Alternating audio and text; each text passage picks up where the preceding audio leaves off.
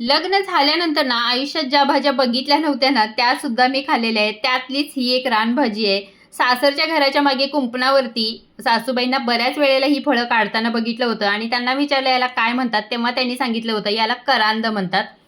तर हे करांदे मीठ टाकून उकडून देखील खाल्ले जातात किंवा याची भाजी बनवली जाते. तर बऱ्याच वेळेला मी उकडून खाल्ले होते, पण भाजी मी पहिल्यांदा बनवते.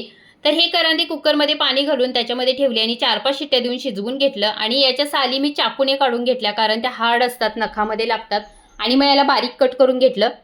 कढईमध्ये तेल घातलं, याच्यामध्ये जिरं, मोहरी, कांदा, कढीपत्ता, लसूण पाकळ्या, हिरवी मिरची हे एक एक करून परतून घेतलं. मग टोमॅटो घातला, तो देखील परतून घेतला. हळद घातली आणि ह्या फोडी घालून याच्यामध्ये चवीपुरतं मीठ घातलं, पुन्हा थोडंसं पाणी घातलं आणि मिक्स करून घेतलं. झाकण ठेवून या फोडी मी 7 ते 8 मिनिटं शिजवून घेतल्या आणि मस्त आम्ही ही संध्याकाळी भाजी भाकरीबरोबर एन्जॉय केली. तर तुमच्याकडे या भाजीला काय म्हणतात मला नक्की